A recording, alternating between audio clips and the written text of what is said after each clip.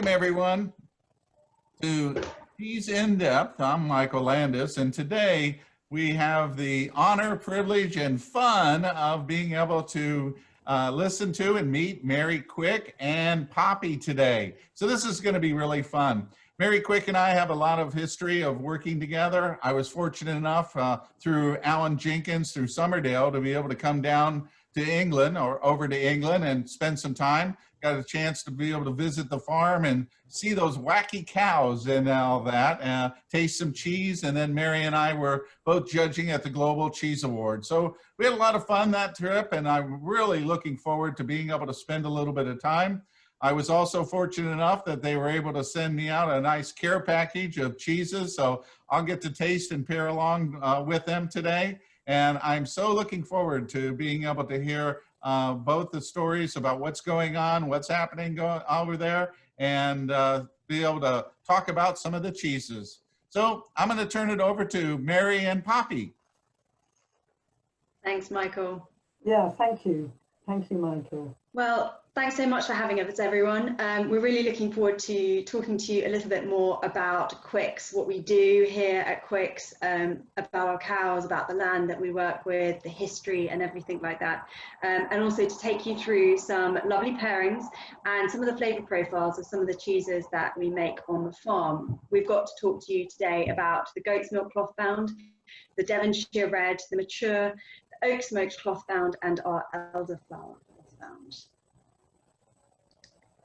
Mary, have you got any additions to add to that before we start our presentation? Yeah, I mean, just want to introduce you, Poppy. So Poppy Bethell Vickers, you joined the team 2 years ago, I guess, and Poppy's amazing. She's got such an enthusiasm, such a knowledge for food, such a passion for food, and it's so exciting that she's working with us and working with our customers, because she's just such a fabulous, passionate lady.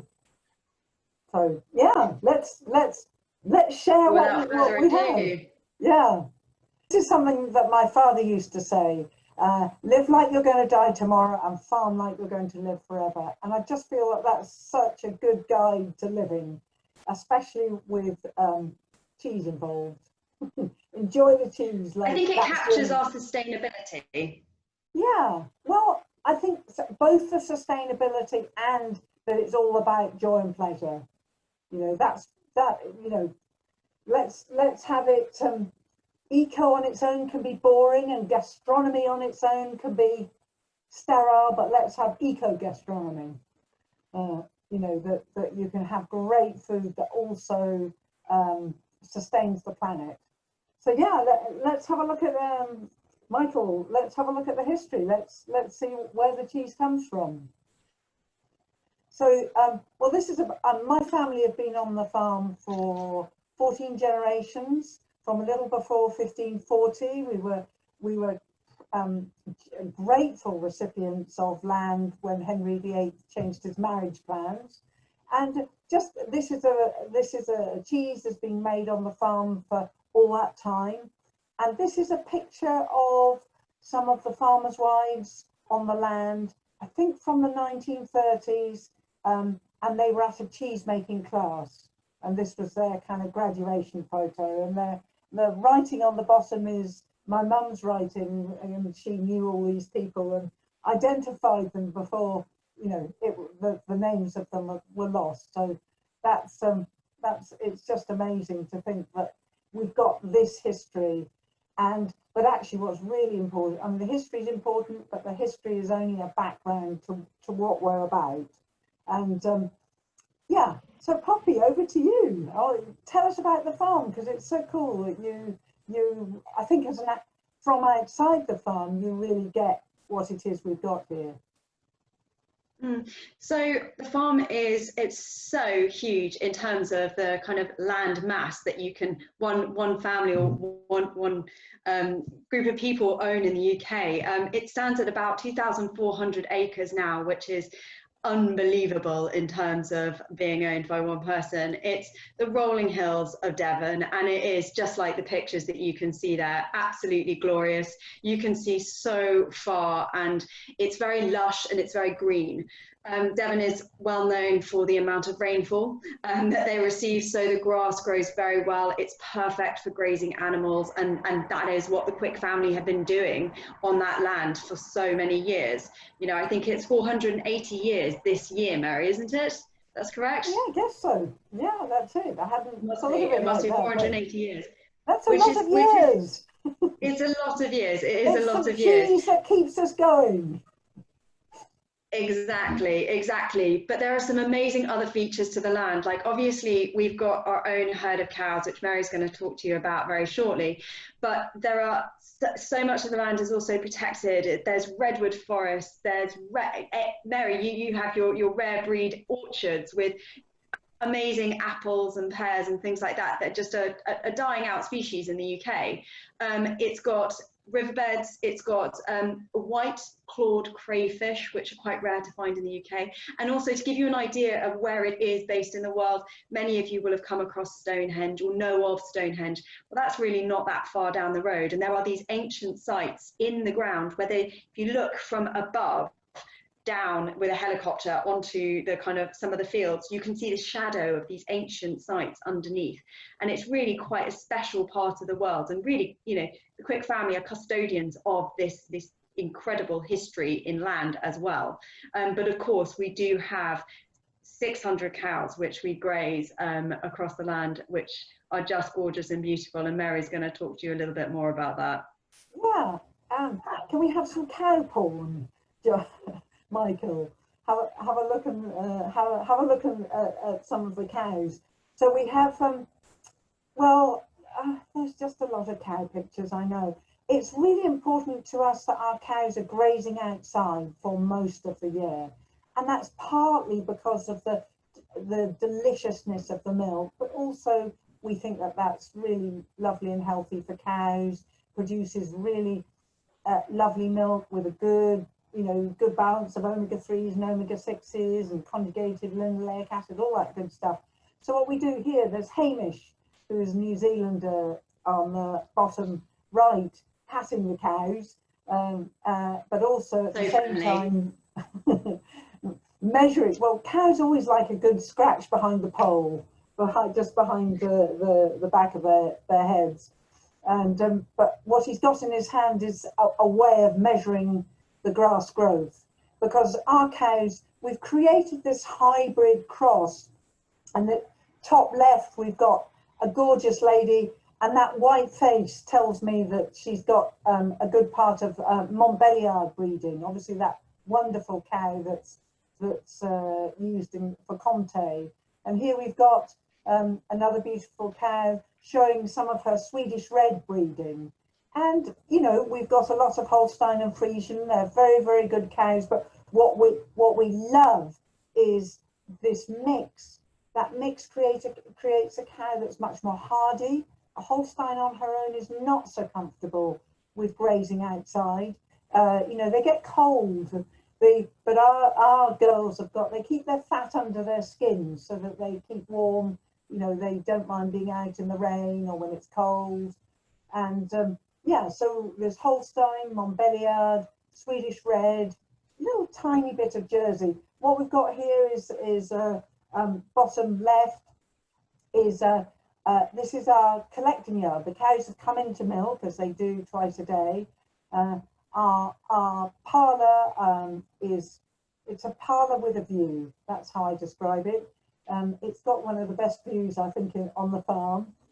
As they come in, they can have a look at where they're going to graze next, and they don't spend our spring calving herd don't spend any time inside at all. We've got two herds, one that calves in the spring, one that calves in the autumn, so that we never have too much late lactation milk. Because if you have a single herd calved at one time, which is a really good way to manage grassland, actually you then come across milk sometimes that's late lactation, which is really, really tricky to make into cheese. So we always like to have this nice balance of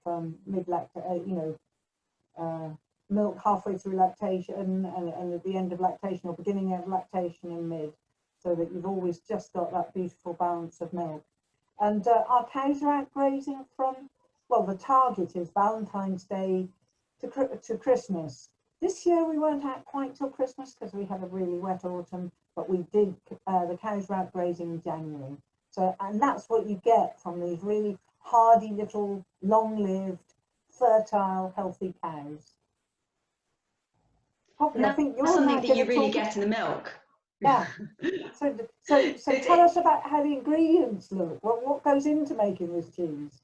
Our cheese. Well, I was just going to say, so one of the things that really comes through from those amazing cows, and as you can see in that picture there, you've got a selection of the different cows that make up the Quicke cow, as we like to call them.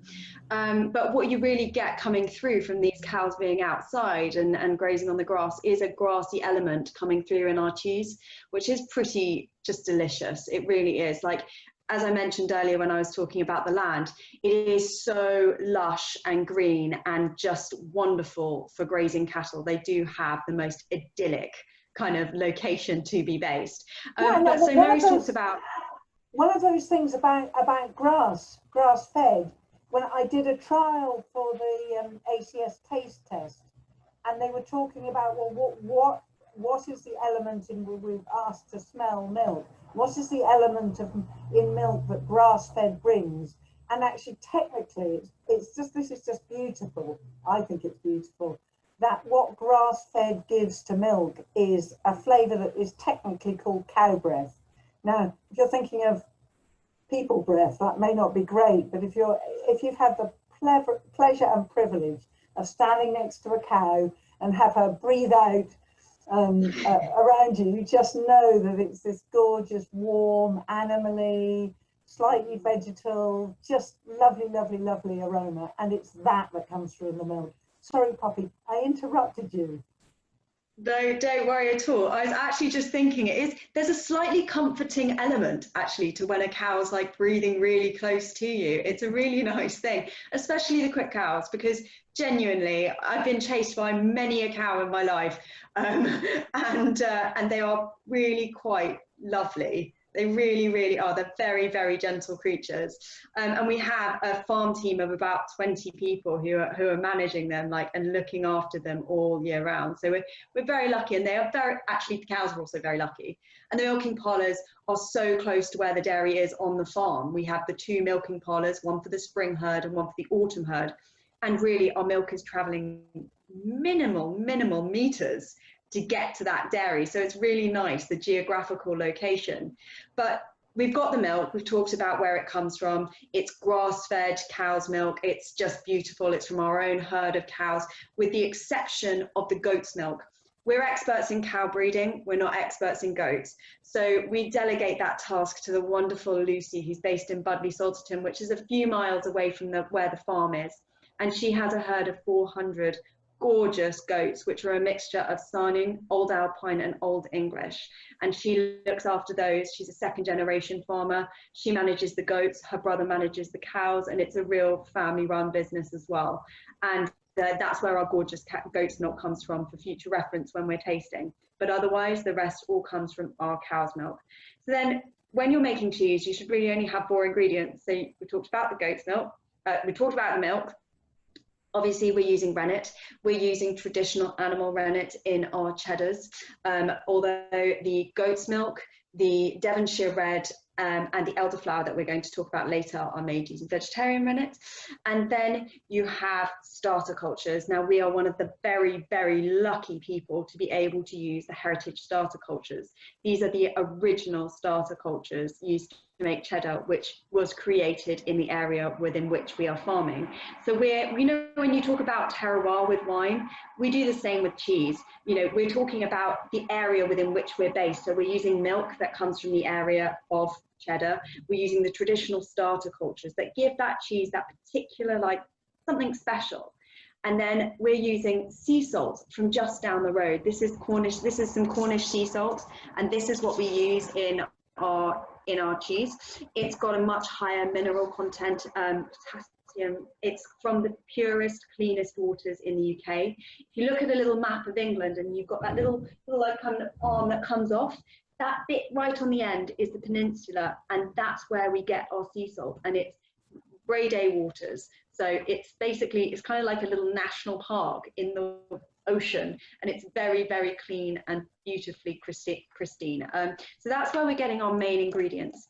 Then when it comes to the Devonshire red, which we're going to talk about later, so that's this one, you'll notice it's got this orangey hue. Now, that's not the traditional color for a cheddar. I know that some people might think it is, but it's not. This is actually our take on a traditional English territorial cheese, which I'll go on to. But what gives it that orangey color is annatto seeds. It's naturally dyed, and they're these little seeds that come from a South American plant. And we use those to naturally dye our cheese that orangey color. And then another cheese that we're going to talk about in a little bit is our oak smoked, which we use, again, talking about terroir, we use oak wood chips from the farm. They look just like this, as you would if you do smoking at home. And we cold smoke that cheese for 16 hours. Ooh, sorry, I've just knocked my computer, which has just given it a bit of a blur. But we use these wonderful oak chips, which are from the farm. Oak trees are traditional Old English trees. And so to use a traditional Old English tree wood chip on a very traditional Old English style of cheese just kind of fits. And the fact that the wood chip is coming from sustainable forestry managed by Mary's brother on the farm just adds to how, like, the story that really brings it all together. And then finally, the last cheese that we're going to look at as well is the elderflower. Now you can see these little speckles just here, and in this little container is my container full of little dried elderflowers. Now these are not to be confused with elderberries. Those are a different thing. Elderflowers are traditional hedgerow floral herb. Would you call it a herb, Mary? It's a tree. It's a small tree. A small tree, and they grow these little beautiful white flowers that come into season once a year for like 2 weeks. And you never really know exactly when they're going to come in, but you can expect it to be around May, June. And it just depends on the amount of sun, the amount of rain, the amount of heat, and they will come out and you have to pick. You have to pick them really quickly. And we pick all of our elderflower by hand. We have a wonderful wild forager called James, and he picks all of the elderflower from the UK, and we dry it, and then we use it in our production through the rest of the year. It's only added at the end stage of the cheese making process to ensure that all these lovely little dried elderflowers, which have a really aromatic quality to them, not like overly sweet as you would think if you're familiar with Saint-Germain, which is the traditional elderflower liqueur that many people are familiar with. They are added in the last stage of the cheese making process so that they don't get all mushed up and become a bit of a grey mass. But that's kind of a little idea of some of the ingredients we're working with. We're really trying to keep it local, trying to keep it very, like, you know, to build the story around what we're doing, and you know, sustainability and you know, everything like that. So really it's over to you, Mary. We've talked about ingredients, we've talked about the history, the land, the farm, the cows. I think we better talk about cheese making. Better talk about the cheese making. Yeah, great, lovely. So Michael, we've got some pictures, I think, of the cheese making. So, you know, the first step, that glorious, the milk comes into the vat. It's just lovely, you know, and it happens really early in the morning.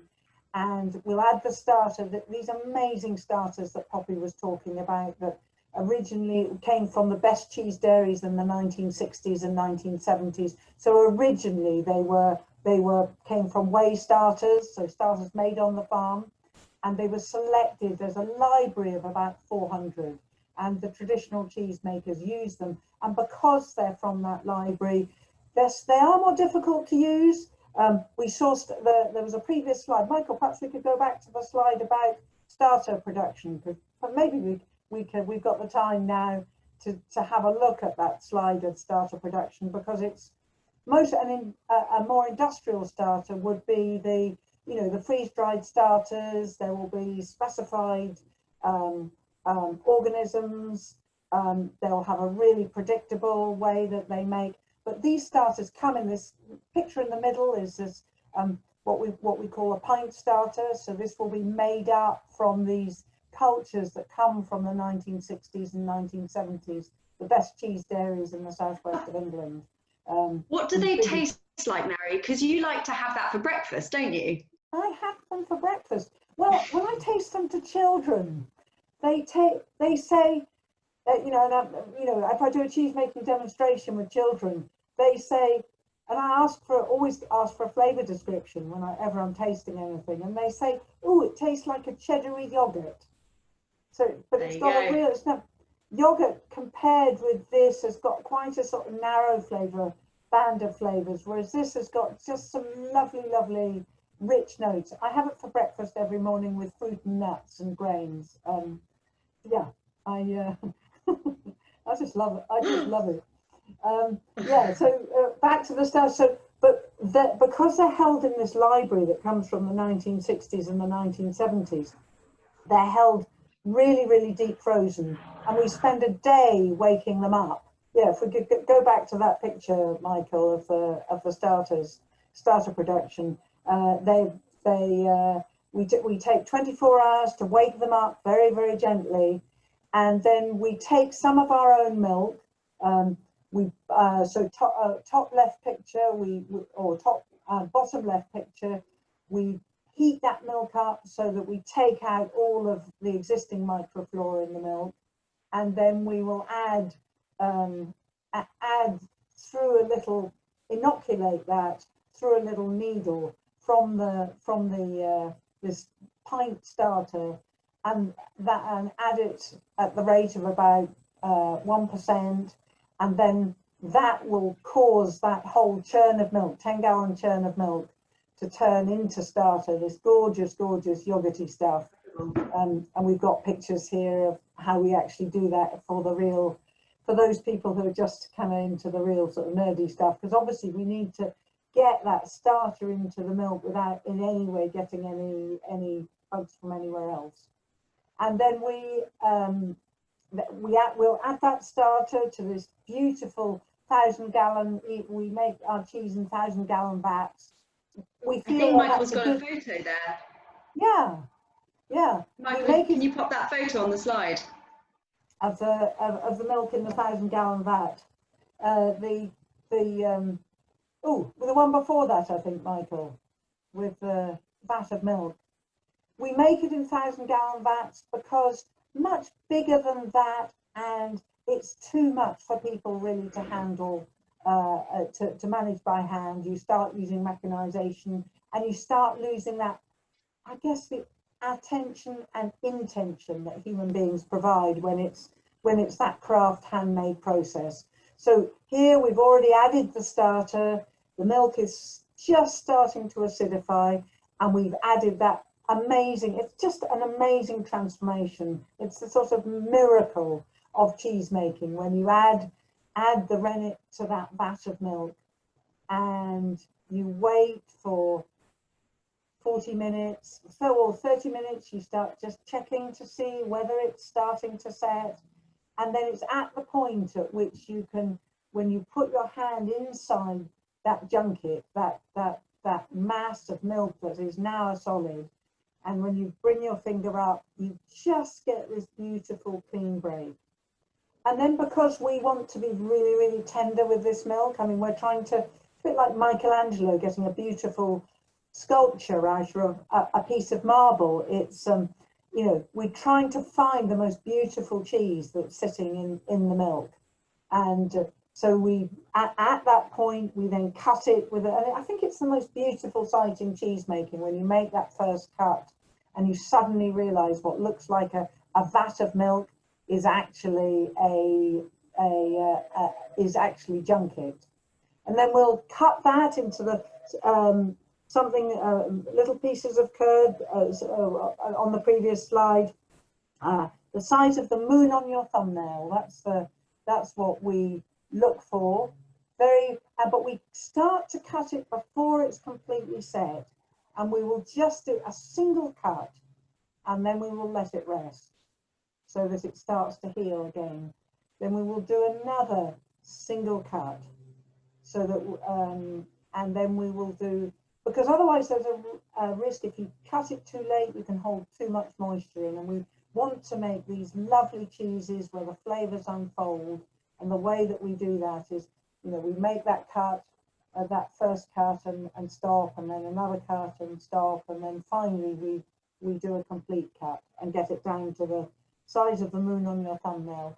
At that point, the size of cut's really, really important, because that determines if it's too big, you can lock moisture in. If it's too small, you get you know down to sort of grain of rice to a sort of alpine cut, you lose too much moisture and you will get a hard, grainy cheese. So once we cut it, we then scald it, which sounds harsh, but we bring the temperature up really, really slowly. Again, not wanting to seal those curd particles too quickly, so it has time to lose its moisture as it gains acidity. We take it up, need to translate that into Fahrenheit. We need to take it up 1 degree every 5 minutes, just so that we're not taking it up too far. We do quite a high scald. Oh gosh, I have to get that into Fahrenheit, to 106 Fahrenheit. Actually we work in Fahrenheit at this point because it gives you more points on the chart, gives you nearly double the points on the chart, which that's in order to create this kind of dry, slightly not dry but sort of drier, to get the moisture out. Too much moisture and the flavors will develop too fast, because remember, we're maturing at 50 degrees. So we want the flavors to develop, but not too fast. And we also want the cheese to be drying out as it's maturing. So we don't want too much moisture. So lots of what we do is to make quite a dry curd. So if we go on to the, when we've got it to the right, when we've scalded it, we then just let it go around stirring until it is, the curd particles, it's again one of these sort of, I think there are some cheesemakers listening. When you run the back of your hand through the vat, there's a term that cheesemakers use called shotty. It feels like shot if you against the back of your hand, and it's just a really distinctive stage. And you suddenly, okay, now is the time to take the whey off, because obviously the time you take the whey off is a really sort of critical point that determines really how the cheese will make. Then if we go on to the next slide, we take the curds and the whey down to our coolers.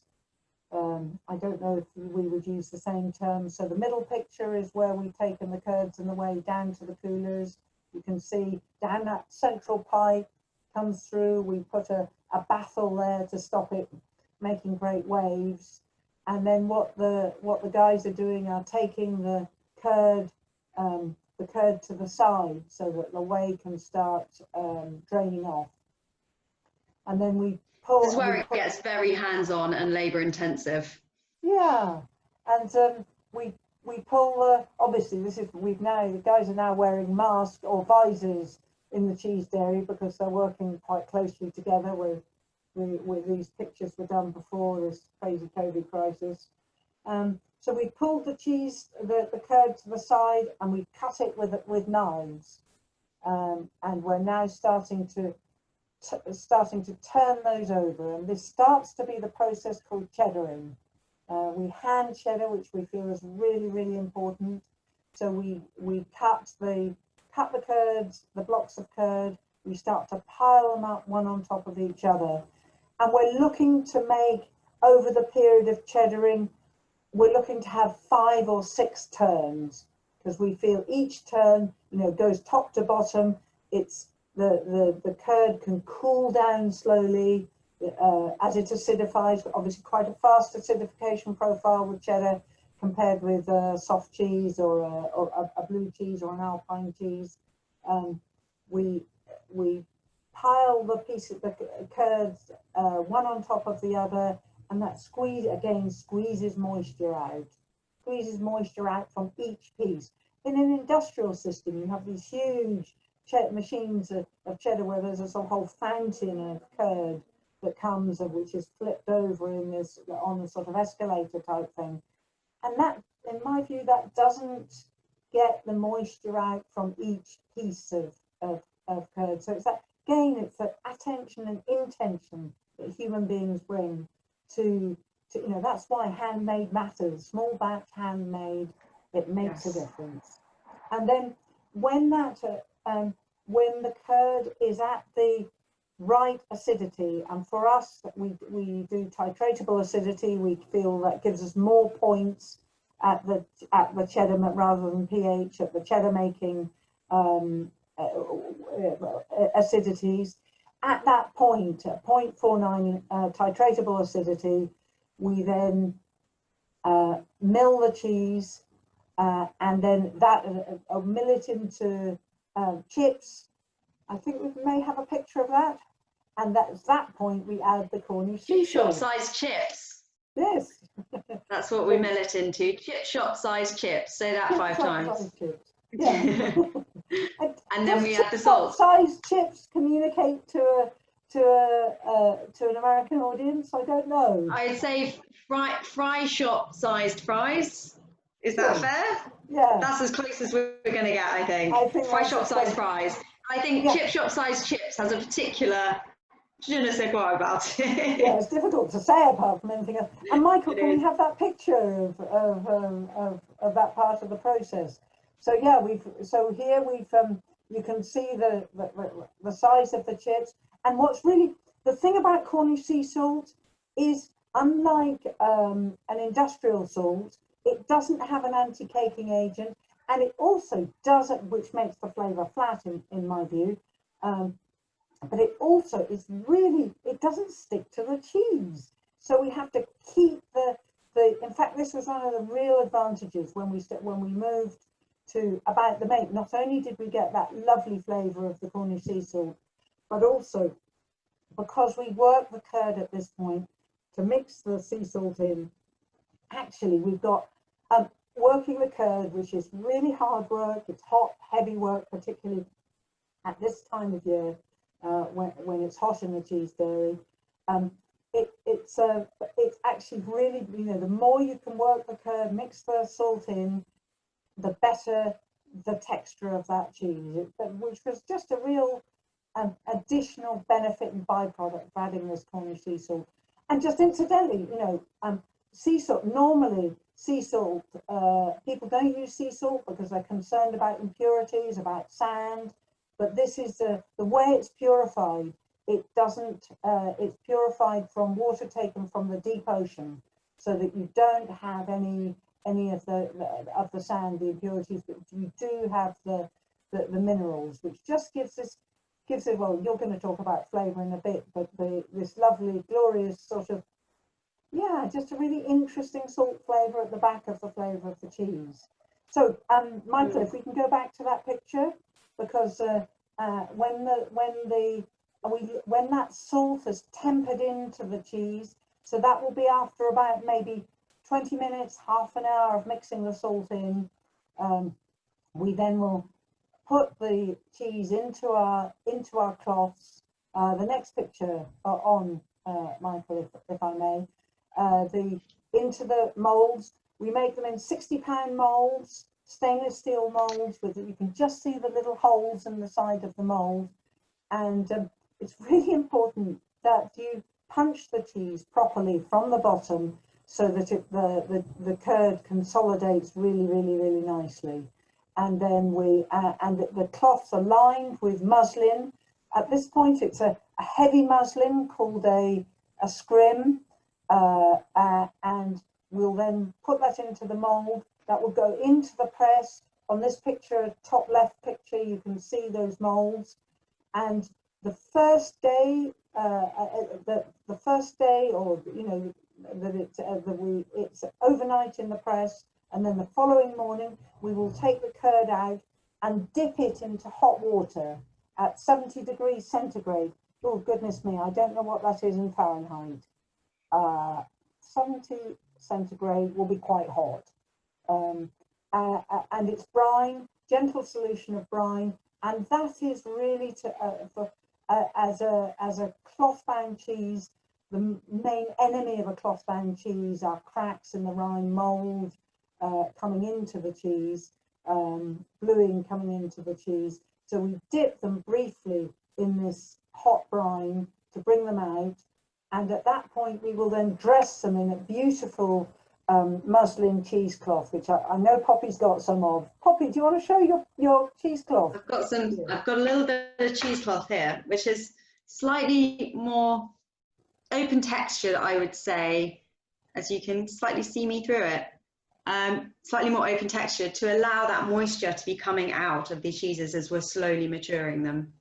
Yeah. So if we go back to the picture, I mean, it's lovely. So it's that quite open textured cheesecloth dipped in lard. That's what there is to protect the cheese against the outside world, but also allows the cheese to breathe. So at that which is point, so important. Yeah, and so we will at that point we will then, having put the cloth on the cheese, we will then put that cheese back into the press, into the mold, into the press, then to seat that cloth on the mold, because we feel that's really important. That third day of pressing is something that we feel is makes a real difference. It's back-breaking work, but we just feel that's important. And then you can see the following morning, Lee, the son of our cheese dairy manager, Malcolm, here's Lee, young man, and you can see that it's heavy old work bashing those cheeses out of the molds. And at that point, we'll take them down to the store. Can I have the next picture, Michael? So there's the newborn baby cheeses on hardwood boards. It's really important, I think, to be matured on wood. We do wash them with hot water, no additives there between cheeses going on. But you can see these beautiful sort of glowing, incandescent, nice upright cheeses. They don't slump because we've got that moisture out. But you can see the cheese through the cloth, and then after about 3 weeks or a month, you start getting this amazing mold growth, and then at 3 to 6 months old, we will move the cheese down to the main store, and it's got this amazing microflora that grows on the cheese, and we're just really beginning to understand the really place-specific effects of those molds. Those molds, if we mature our cheese at somebody else's store, we will come up, as we did with Jamie Montgomery's cheese, we did a swap. We came up with a completely different flavour of his cheese and our cheese, matured at our store and his store, his cheese matured at his store and our store. And it's just lovely, that sense that we've got it's this taste of place of our grass, our cows, our particular soil, our particular valley, those starters that we use that come from our area, and then also that we've got this amazing microflora that grows this incredible flavours under the rind. The rind is really, really to be celebrated. So, Poppy, over to you. Have I left anything out? It kind of leads nicely onto kind of flavour profiles and what you're therefore getting, because we do have a very distinctive flavour profile with Quicks that is really quite unlike anything that you'll be able to find in any other cloth-bound cheddar.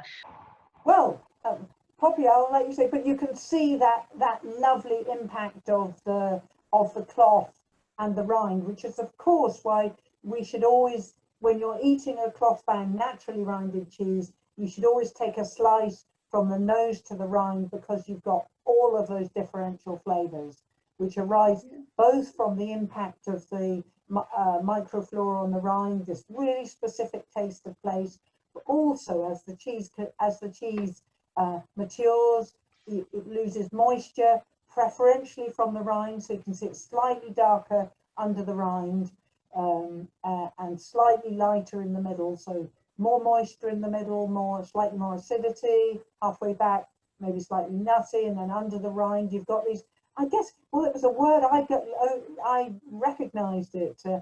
Americans said, your cheese tastes horseradishy, and our molds have that horseradishy note. I don't know where that comes from, but that's the note that our taste of place, our store, gives to our cheese.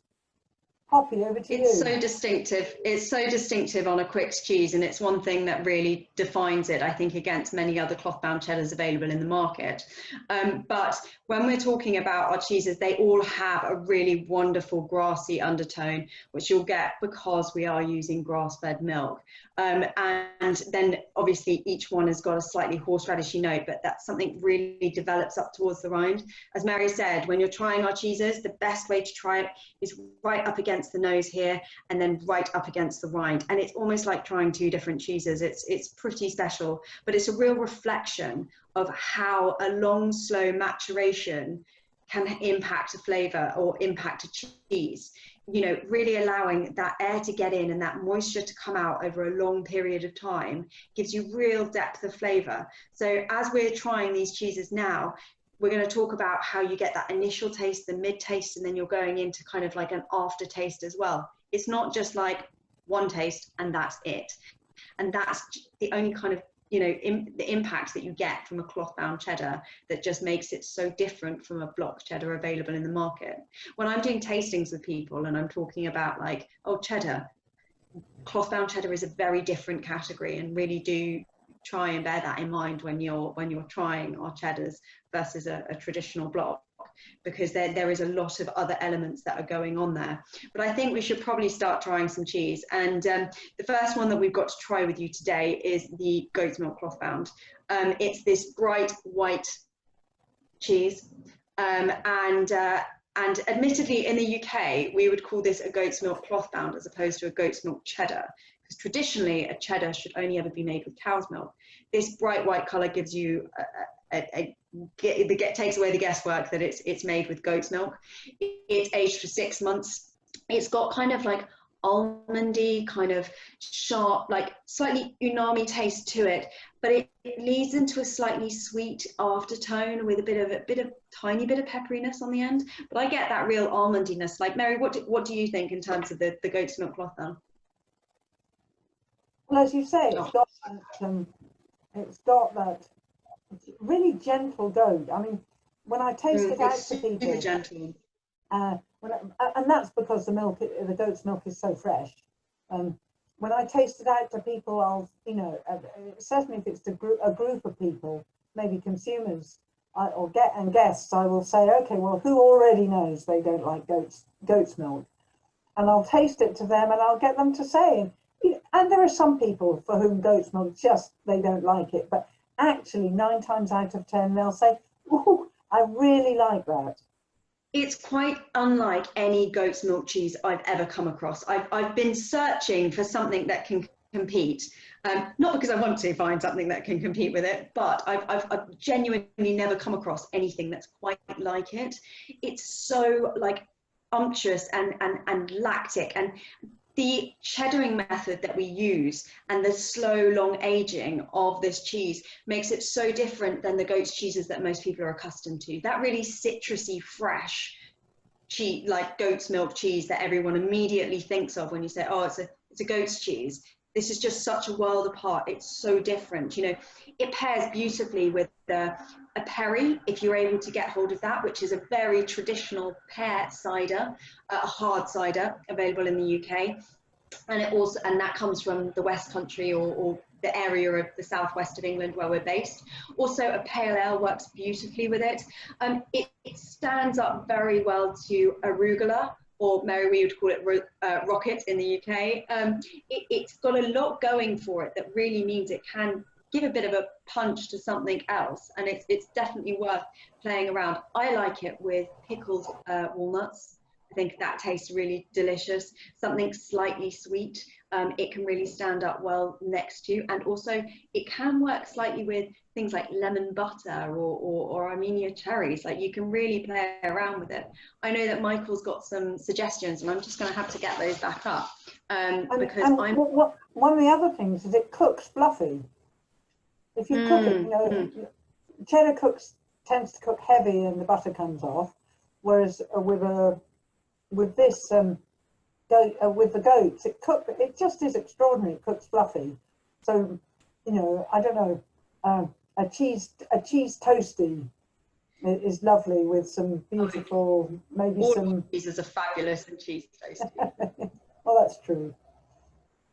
I've been looking forward to this. The difference that we'll experience with your style of goat cheese, because I adore goat cheese. I have several places where I get that, and so I'm very much looking forward to being able to have that. So with my pairings, what I did was I went with some fruit with this. I thought that it would be really kind of fun to be able to do that. And I have a blackberry and blueberry mix. And this is a local, this is from Boston. It's the black and blue from Bonnie's Jams. But first I want to try the cheese by itself.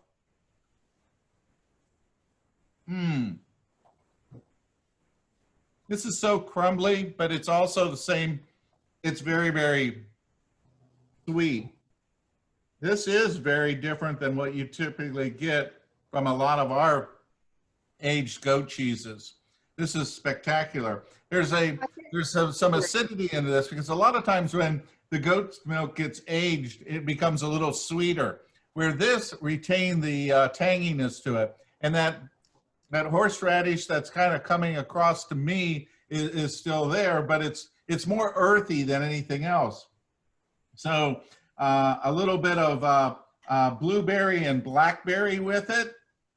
And then I wanted to kind of sweeten it up a little bit. So I have an Effie's rye biscuit. And I thought that the rye would work really well with the kind of earthiness that you have in the flavor characteristic here.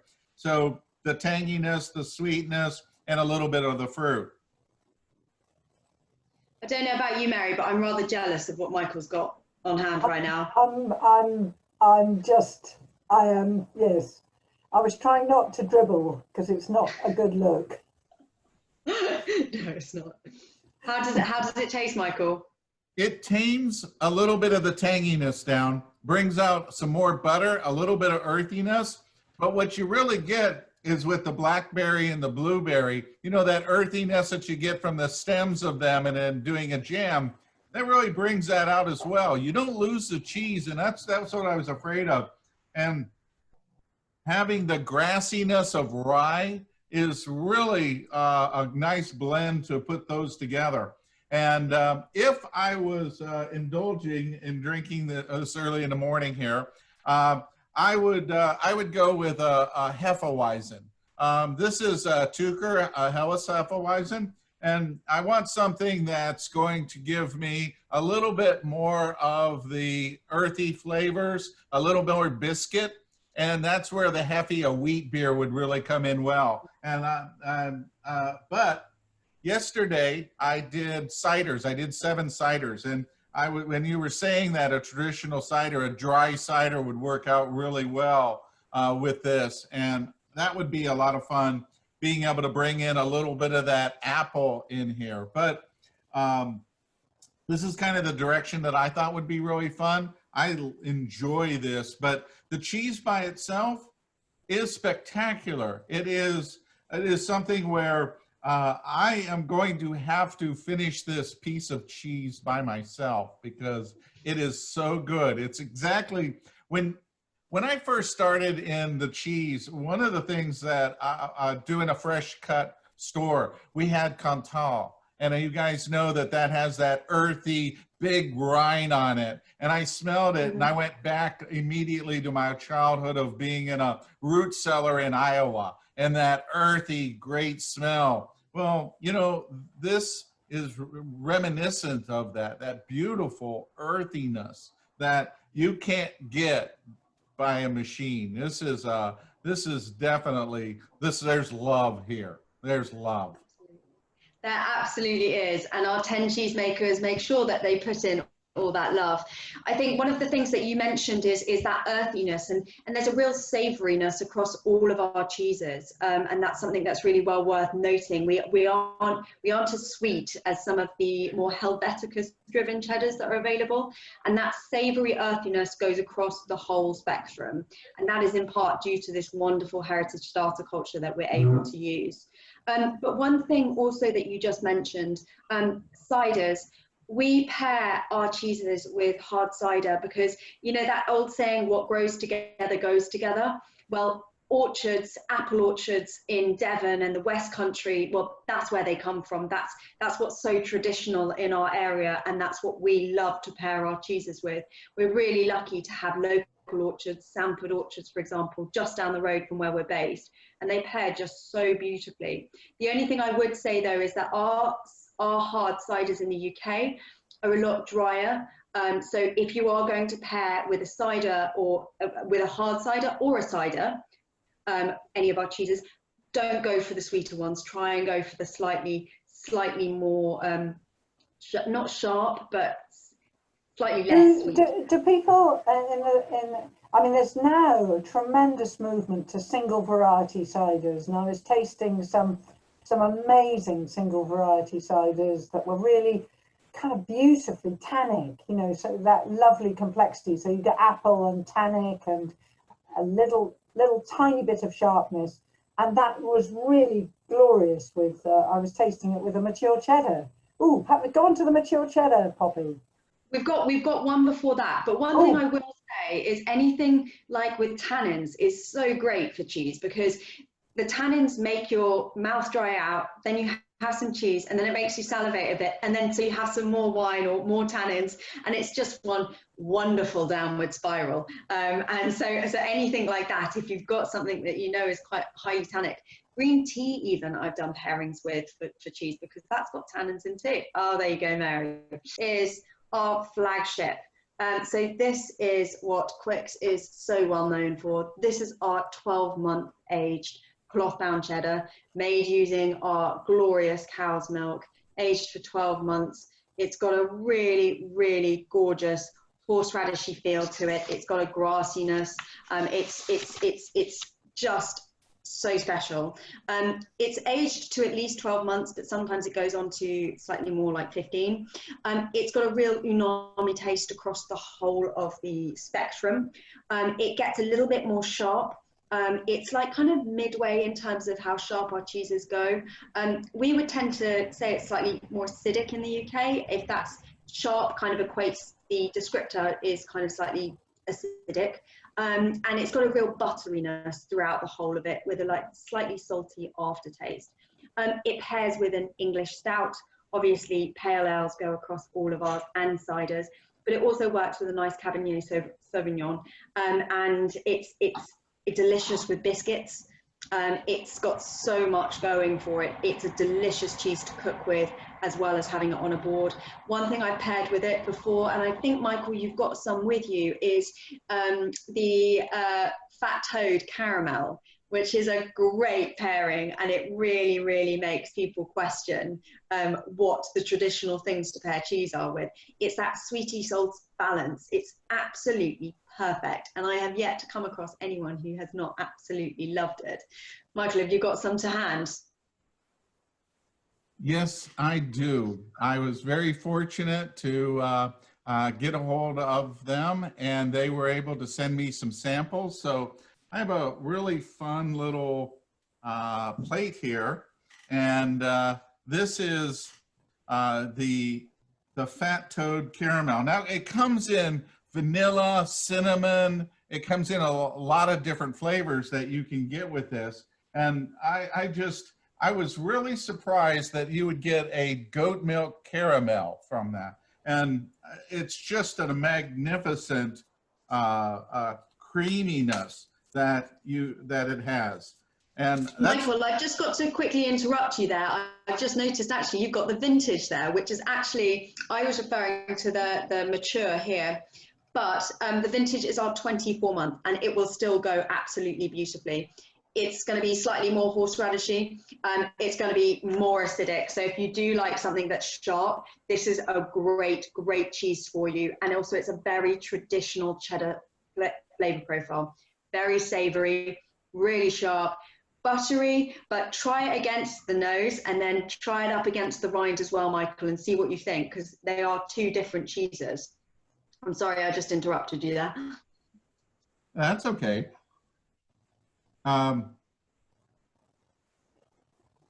This is, yeah, you're right about it being earthy.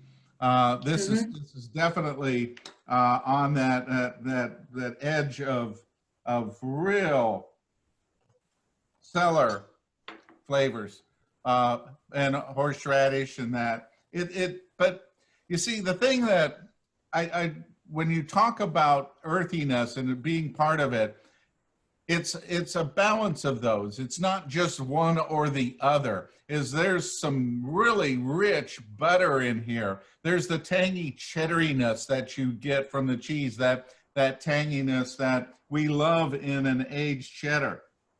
So what the caramel is going to do is it's actually going to tone down a little bit of the earthiness and bring out more of the tang. It's going to balance it out a little bit. It's so good, isn't it? You don't have to do with this cheese. You don't have to balance it out, but it's really nice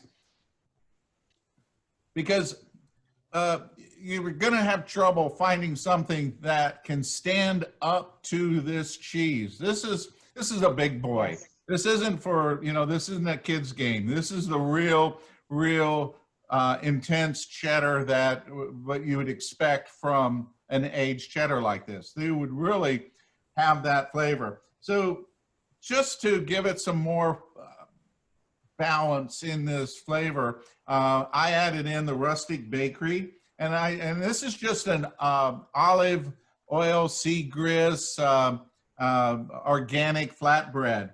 And so I didn't really want anything else to get in the middle here. So a little bit of the flatbread, again, the olive oil, a little bit of sweetness with the Fat Toad original caramel. Can't go wrong with that. So for me, I want something that's going to enhance the richness from this. And so my choice would be, this is a red ale, but it's a red IPA. This is Tocobaga Red Imperial IPA. This is out of a local brewery here. This is Cigar City. And this is malty with hoppiness to it. And as you guys know, that hops, herbs, the earthiness, they all blend in really well. So the thought was that I really wanted that hoppiness to really blend in with the earthiness, but using an IPA would probably be too over the top. So I wanted the malt of a red ale to come in and balance it out. And that's the direction that I went with that. And I've done that before, and it's just a really nice way to be able to go. Fantastic. Sounds very good. Again, another pairing I'm rather jealous that you have to hand. I'm going to have to do some serious shopping next time I'm over in the States, which hopefully won't be too long. So that's the vintage, which I get so many people coming up to me when I'm tasting it with customers and all sorts, saying it takes them back to either time in their childhood. It's a real traditional English cheddar flavor. It's really pretty special, and it's so well worth seeking out, especially around the holiday times. It's something people really love having on their holiday tables. The elderflower, which we've got here, the one that I referred to as having these lovely little speckles that run throughout it, is aged for 6 months. It's really quite special. It's got this wonderful aroma to it. It's very, very buttery. It's like aromatic is what I would say. As I mentioned earlier, it's got this it's a creaminess with a slightly citric slightly, almost like lemony kind of element to it. But the butteriness runs the whole way through. As I mentioned, it's a younger cheese, so it's 6 months. So it's a really lovely, creamy, luscious cheese. It partners really well with a Pinot Grigio or a Chardonnay. I would go with something lighter when you're trying something like this cheese. But it really is a pretty special cheese to have on a cheese board, and is absolutely unique, completely and utterly unique. But that aroma, almost like rosés and gin and tonics in a way, when you're thinking about drinks at least. I think when you're pairing it, I would go with something very delicate, because it is an incredibly delicate cheese. When I'm using it, oh wow, you're really getting the elderflower through in that one. Super aromatic. It's definitely a very, very delicate cheese, so you don't want to play around with it too much. But that butteriness and those aromatics actually pair quite well with things like a pickle or a not overly meaty piece of charcuterie, something like a lardo or some copper, something that can work really nicely together with it as opposed to against it. Mary, what do you think on it? How do you feel it's tasting? This is super aromatic at the moment. Super aromatic, and also super buttery. I love the way, I mean, when we were creating this, you know, one of our customers asked us to make this cheese. As you know, Tracy Colley, who has been tremendously instrumental in creating the Academy of Cheese, and she insisted, she barraged me for about 2 years. No, I don't want to add this to our cheese. And eventually we did. But what I was looking to do was to have this lovely aromatic flavour, but that you wouldn't really know where the aromatic of the flowers ended and where the butteriness of the cheese started. And I think and we did various combinations, various amounts of elderflower, various sources of elderflower, until we came up with this, just, I think, a beautiful balance. So you get both elderflower and cheese, but in a dance, so that the cheese can speak, but also, you know, it's enhanced by this the aromatic elderflower. Absolutely, they pair really nicely and balance each other out, and that's why I think when you're pairing it, you've got to be careful that nothing's going to be too overpowering with it. But it's such a unique product, available in the market. Floral flavors are obviously incredibly popular now, and this is more aromatic than it is floral, I would say. Although this particular batch I'm finding slightly more floral, and that's one of the joys of handmade cheese. Each batch is so different. Mary, you know, you're grading every single batch, and they each have their own characteristics, which is part of the fun of a cloth-bound cheddar, especially when it's handmade like we do. How's it tasting, Michael? What are your tasting notes? This is, I've been teaching cheese for 15 years, and I have had a wide variety. And you know, I judge at the International, the World, and the Global Awards, so I get a chance to try a tremendous amount.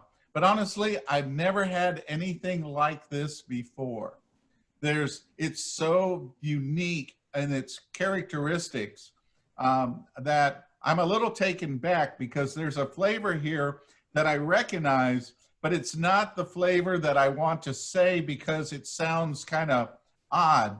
But for here, we have a rub called Vicks Vapor Rub, and it has the eucalyptus, you know, flavor, you know, and it has this incredibly pleasant sweetness, but it's you can really taste the flour, the flavor of that, and to be able to capture that flavor is mind-boggling, because this is so amazing. It's such a great flavor, and not having it before, my first thought was that I'd want to play on those flavor characteristics. So I chose the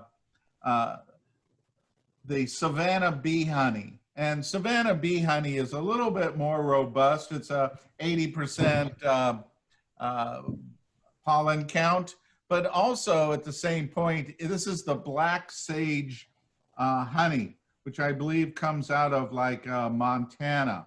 And I put it on a Firehook rosemary sea salt organic Mediterranean baked cracker.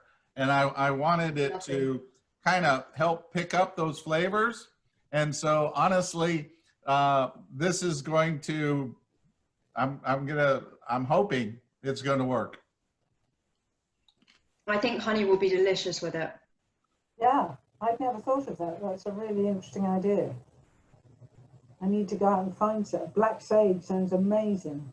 I've never come across a black sage honey. We get lavender honey, chestnut honey, but I've never come across black sage. So as you were saying that it has delicate flavors, all right, it didn't even phase it.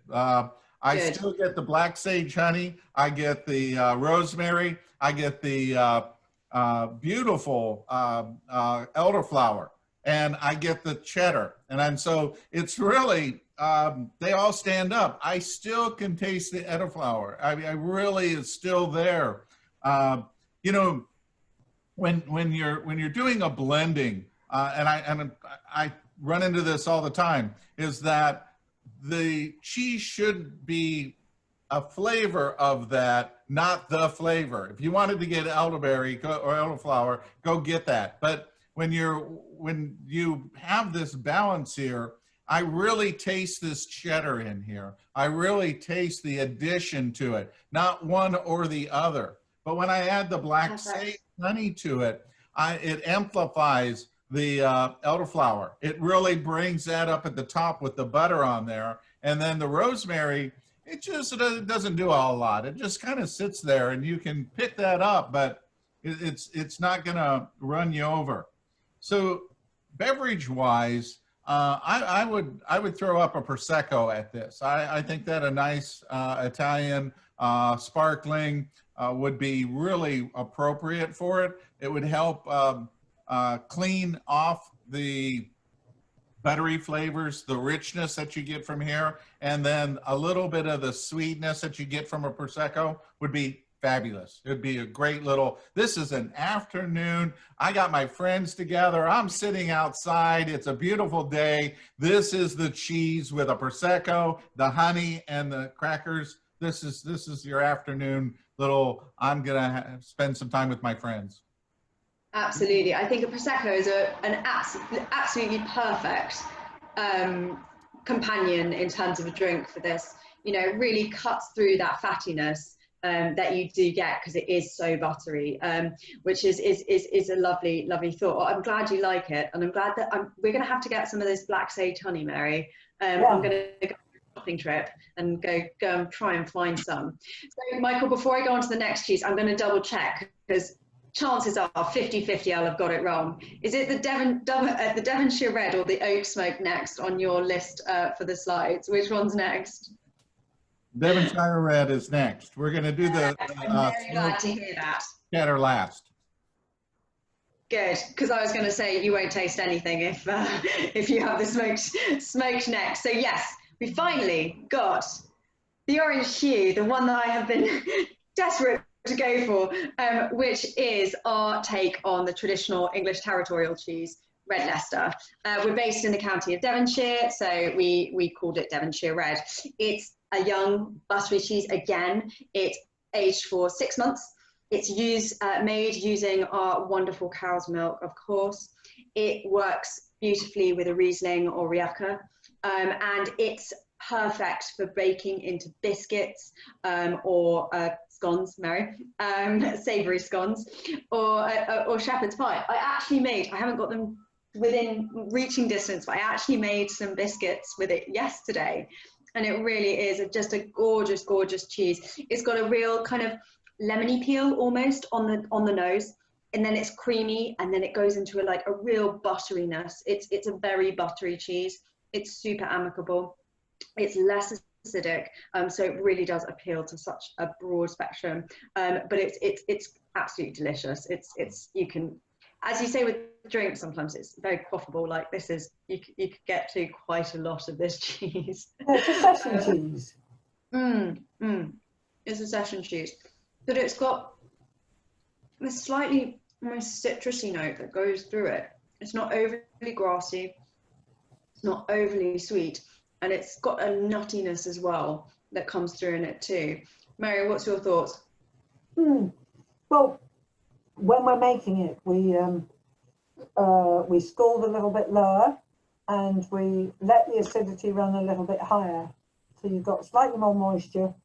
Sorry, I realise I've got a mouthful of Devonshire red. But it's you know, we're looking to have it so it's citrusy, sharp, but also obviously you've got that nice horseradish on the nose, and as you get closer to the rind, you do get these more nutty flavours coming in. If you smell it right up against the rind, it's super grassy, like super earthy. But also buttery, so you get the sort of sharp and the buttery and the earthy as well. Michael, what do you think? I'm really, really excited about being able to try this with. Oh my gosh, are those everything crackers? Oh man, this is so beautiful. You know, you have just the most beautiful cheeses in the world. All right, so I still taste a little bit of the previous cheese. Oh yeah, oh yeah. This is oh, so creamy. Oh, okay. So the direction that I thought I would take here, and you know, I used some of your guidance as well as some of the things that you've done, and I wanted to kind of make this more meaty versus going sweet or what I've done before. So I thought that an olive would be really fun. And Davina makes this really crazy olive. And this is a grilled green olive. How about that? Grilled. And it's got a little bit of spiciness to it. And that was the spiciness is what I was thinking about in this flavor in this olive. And I've had these olives before, but I've never really paired them up with a creamy cheese like this.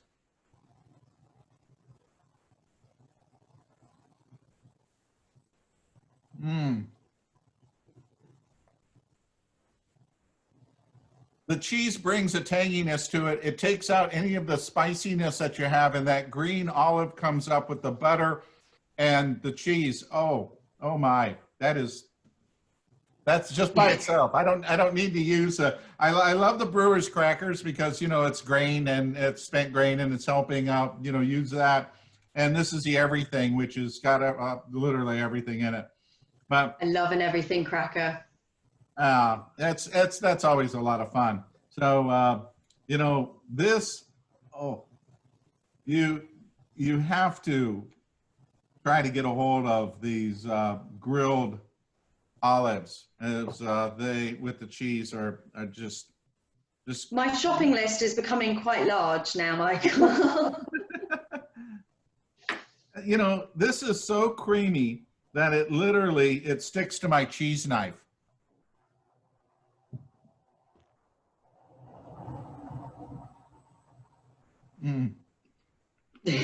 Silence is a good thing, I think.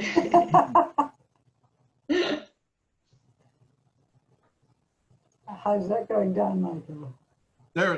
I can't imagine that wouldn't work wonderfully. Yeah. This is lunch. This is a magnificent lunch because you get your everything cracker, you get the olives and the cheese. Everything here is just a perfect balance to this. Yeah, this is a great lunch. I wouldn't change anything on here because you really session cheese. All the flavors of the cheese makes this.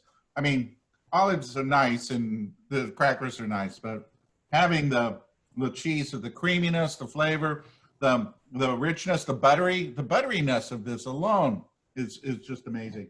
So I was thinking about the pairing here, and I'm going to stick with what I thought was, because I think it'll go really well. This is a brewery out of Asheville, North Carolina, and this is Highland Brewing, first one in Nashville, and this is their Gaelic Ale, and it is really malty. It's got a nice maltiness, but it's got a little bit of hops on there to cut the malt, and I think that putting all these these four things together would be really spectacular. I am so looking forward to tonight, because tonight I am going to open this up with this pairing, because this is well, it's not going to be lunch, it's going to be dinner. So I have like 3 dinners now. Fantastic. Everyone over to Michael's Oh, that is, with their face masks. that, you know, that is, every one of these cheeses has been exceptional, and they've been unique, and things that we just don't really taste a lot of times here in the United States, as I guess, some of the terroir that you have that is established in these cheeses that cannot be reproduced. And you know, there's a lot of cheddars out there, but there's nothing like any of your cheeses that I've ever had in all the years of being able to taste, judging and teaching and being able to try different cheeses. These are one-offs. They're all unique in exactly what they are. That's magnificent. Oh, well, thank you, Michael. That's, like, you know, amazing to hear, and, you know, especially during times like this. But we do, you know, they're all crafted with so much love and care and attention, and it's so wonderful that you can see and understand that. But we do have one last cheese to try, which is the oak smoked, before we end and leave you to all of your cheese dinners. And this is obviously left until the end because it is a smoked cheese, and it carries quite a lot of flavour, and would probably stop you from being able to taste any of the others if you were to have had it first. This is our oak smoked Clothbound, aged between 9 and 12 months. When we're grading every batch every month, we pick out some of the more buttery cheddars to go on to be smoked. This is so that that butteriness and that smokiness kind of balance or work together as opposed to each other. If we pick something super horseradish forward or super grass forward, it wouldn't work quite so well with the smoke. So when you're trying this, it's really well worth trying the center and then up here, because what we do is we take our big 60-pound truckles and we cut them into 6-pound pieces, and we cold smoke those for 16 hours. The reason we cut it into that size piece is we know that by 16 hours, the exterior of the cheese will have got a really great smokiness, and it will have also penetrated to the middle, but it won't be making the outside taste like charcoal. It's a balancing act to make sure that the outside isn't over smoked before you get to the interior. We're not extruding our cheese, we're not reforming it, and we're not adding liquid smoke. This is a completely natural smoke, you know, so that's why we cut it into that piece and we smoke it like that. So you're going to get a different smoke down here as to what you are up here. And that's part of the joy of a handmade, like naturally smoked product. And it pairs so amazingly with so many different things. Like I said, when we're grading, we pick a more buttery forward cheddar for this. And that is a flavor profile that you'll get throughout the whole thing. Smokiness, obviously, you'll get a smoky flavor going throughout the whole thing. Onioniness comes in midway through, and then it's a little bit sharp and salty and umami towards the end, but that smoky butteriness just is a natural kind of progression the whole way through. It pairs amazingly with so many different things, but pale ales and Pinot Noir, fantastic. Adds a load of richness to so many different things, arugula, salads, all sorts. It stands up really well against meats and charcuteries as well, if you're that way kind. One of my favorite pairings, if you can find it, is cowboy candy or candied jalapenos. Something spicy and sweet also works beautifully with this cheese. It's a really fun pairing, and there's so many sweet and spicy combinations available in the market. Mike's Honey, I know that you can get across the States. And I've tried like strawberry habanero jams with this. There's lots that you can play with on this cheese. It's full bodied and it's got a lot going for it, so it can stand up to a lot, and you can really play around when it comes to pairings. But this one is, I know so many people love this cheese. I don't think you can say a bad word. Mary, what's your thoughts? Well, I'm always pleased with tasting our smoked cheese. Well, because what we're looking for with the smoke is that you get smoke at the front, then you get the smoke and the cheese together.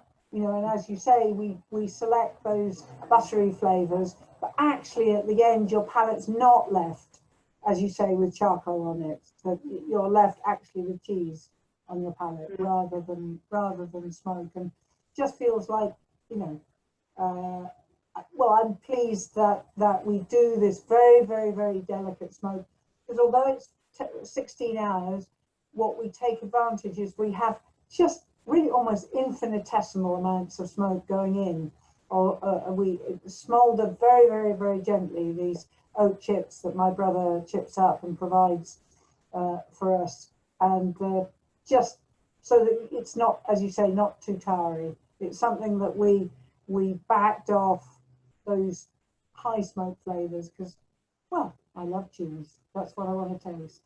Michael, how about you? How's this going with you?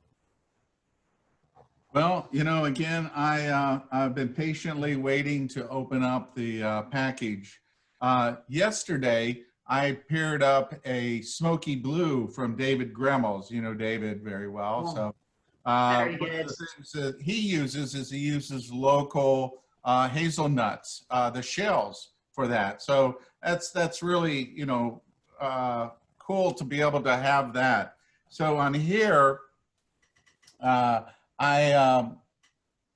wanted to, well, okay. So for most of my thoughts when it comes to smoked cheeses, when we do those, we run into the fact that they do taste like meat, like you get a little bit of charcuterie, or in the South, a little bit of barbecue going on. And one of the things that, you know, we get a lot of comments on is people that are vegetarians that get a chance to be able to taste a meatiness that you would get from the smoking of the cheese. And you can see that this is just a beautiful amount of just color on the backside on this. And the smell, oh man, does this ever have such a clean smokiness to it? I think that's one of the really distinguishing factors when you talk about smoking, is that it's not coming up to be such an intense flavor, but just a really nice, you know, a lot of times people say campfire. This isn't campfire. This is real wood smoke. You know, this is not just a whiff. This is very real.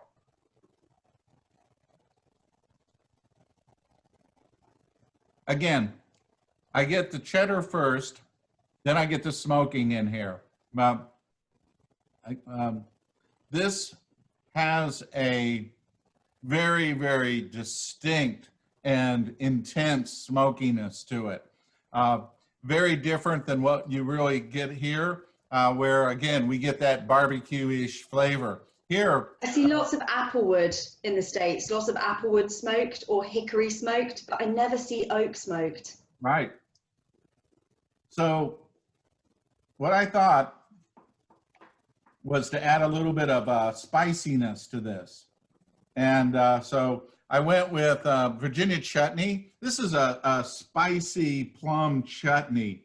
And I thought that, you know, thinking a little bit about the smokiness of a barbecue, having that smokiness like a sweet, spicy barbecue sauce.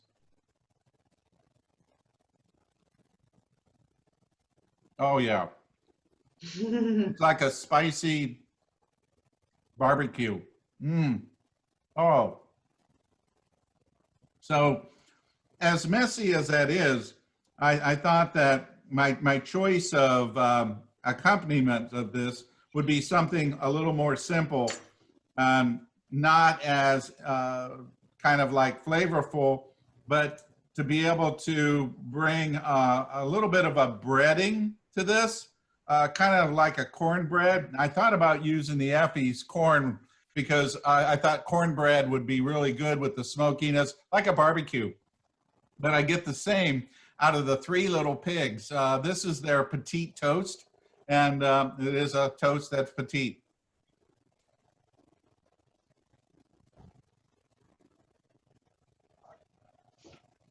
Yep, like a cornbread with a barbecue, with a spicy barbecue sauce. Oh my. It's Delicious. oh, they're, yeah, again, I could shred this up, slather it on the toast, and you would think you would be eating a Southern barbecue sandwich. That's how rich and flavorful this is. This is amazing. I adore this cheese. This is for those that are looking for cheese that isn't about one or the other, that you get the cheddar, you get the smokiness, but the oak smoke is something that I've never really experienced before. Of you really taste the toasted oakness of this. Mm. So It's a delicious combination. So with barbecue, with the flavors and the intensity and that and the spiciness, I would want to have something that has a little bit of a hoppiness, but also some sweetness. So I picked the Dale's Pale Ale, and this is an American pale ale. Very, very classic, very, very easy, but it's a palate cleanser. So this is something that there's so much flavor here that you need something to wash off your palate to start off again, so you can just kind of build from that. And their claim to fame is not only just being a really good pale ale, but they're the first American artisan or craft brewer that went to Cannes. Oh.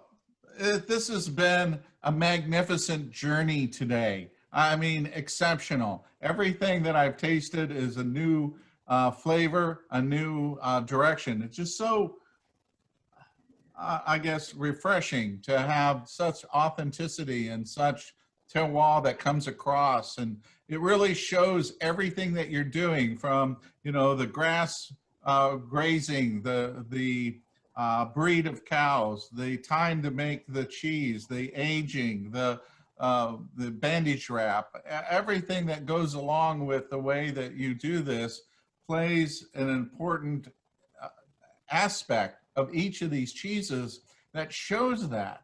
They're not just cheeses. They're your home. They're representing, you get a taste of England. You get a taste of the terroir. You get a taste of the milk. You get a taste of all those things. It's just amazing. It really is. It's great to be able to translate that to you guys in the States, and to send you a little slice of Devon, out to you, and for you to taste that. It's great. It's Mary's family and all the hard work and so much love that goes into it with being a handmade product. It's just fantastic to have that appreciation. Well, thank you so much, Michael. It's been a great journey to hear how you view those pairings with these cheeses that I know really well, and we've worked with for a lifetime, and to hear you with your take on them is a real privilege. Thank you. You're welcome. Welcome. So, anything that you'd like to say to everybody about, kind of wrapping it up, talking about what you got, what you did, where you're going? Well, thank you for listening. I love the way when I come to the States or I interact with people from the States, I learn so much, from the American Cheese Society and the CCP, and Lee Smith it was, who really gave us an insight. Lee Smith, who runs a editor of Deli Business and cheese connoisseur, and she gave us the insight and the words really to describe the flavors of our cheese that have allowed us really to build from there. So, you know, we gained so much by learning from you guys in the States, and let's hope for a long and fruitful relationship in terms of bringing our cheese over and you enjoying it, and Michael, you coming over and judging, well, and Lee too, coming over and judging and providing your wisdom to us old Europeans. No, to reiterate what Mary said, thank you so much for allowing us to have a platform to talk about these amazing cheeses that we're so proud of and bursting with energy to talk to people about. We love that you guys love it. We love that you guys can take a slice of Devon in the US and help to understand and spread the word, especially at times like this when small scale cheesemakers we're all being hit incredibly hard, and you know, allowing us to chat and speak to people and help to educate, because that's what so much of it is about, helping people to understand why these things are special. Just is really gratefully received. It really is, and we really appreciate the fact that you've allowed us to have your platform for a little bit of time to try and help tell people about it. Like Mary says, every time I've come to the States and been fortunate enough to spend time traveling around, I've learned so much from everyone I've met, and you know, our American clientele are so unbelievably knowledgeable, and it's great to be able to speak this cheesy language and speak it over the internet for now. Hopefully it won't be long until me and Mary are back in the States and we're able to come and see you guys in person. But until then, you've got our details. If anyone wants to get in touch, we love hearing if you're trying our cheese or if we can help you to find it. Please just drop us a note, and we'll do our very best to help you find a slice of Devon in the States. Thank you. That was, you know, for both of you to taking the time today is just so wonderful to be able to see you, to be able to talk, be able to taste the cheeses, of course. It's just exceptional. And I wish you two the best, and I can't wait to be able to come back. And I know that I have plans in July to head on over there. So hopefully everything will be settled down so I can come out and visit, spend a little bit of time together, you know, run up to the pub and enjoy a couple frosty beverages together and just kind of have a chance to reconnect. So I'm looking forward to that.